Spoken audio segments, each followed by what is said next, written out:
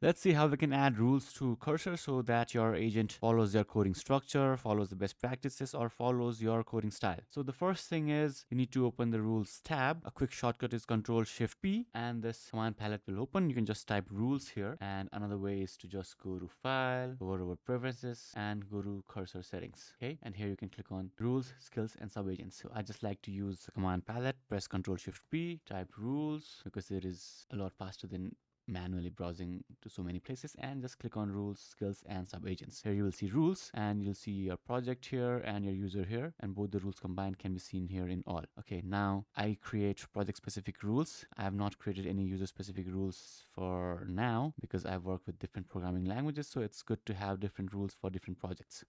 Okay, now just click on new here. If you just click on this new user rule, it will just create a user rule that will apply to the current user, current logged in user. Okay, so I don't use this. I just click on new here, and here you can choose project rule. Now, if we have rules defined in GitHub or GitLab, so this is basically organizations have their own rules for TypeScript, Python, PHP, or any other language that they are using. You can pull the rule from your organizations or your personal GitHub. But if you're creating a new rule, just click on project rule and give your rule a name. Let's say you want your agent to follow a specific architecture when creating projects. So I'll just name this architecture and then just have your rule lines here. Okay, so in this project I create APIs. So what I'll ask the agents to always follow is these rules. Always use Django REST framework for APIs, not any other framework. Use class-based views over view sets. Keep views thin. Put business logic inside services, and so on.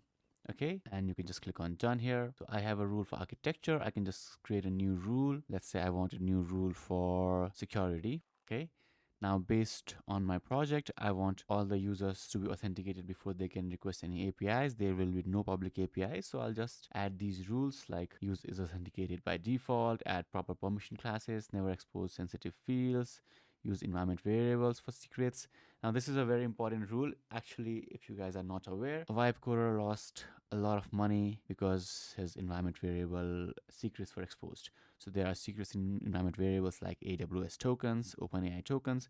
If you expose them, anyone can use your account. So make sure you use environment variables for secrets and so on. So I'll just click on done. Now one feature here that I can use is create with agent.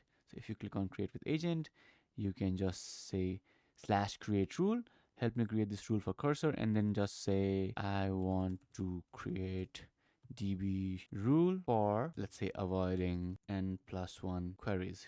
Hit enter, and now it will create a rule for your database. Now here, if you click on explore, you will see use create rule, red architecture or MDC, security.mdc.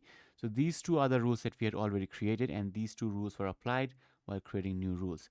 That means that for all the new rules applied, your previous rules will also match. Okay, now you can just click on continue. Okay, so it's actually a question, so it's asking when should this rule apply. I'll just say only for Django Python code, and if file specific, which pattern should trigger it. Let's just say models. Okay, and now I can click on continue, and this rule will be created. Now you can see a .cursor folder here. After you have created any rule, you can go inside this, and two of your .mdc files that are the rule files will be created here. As you can see, the rules can be seen that we had created from UI. Similarly, you can see here always apply, apply intelligently, and so on.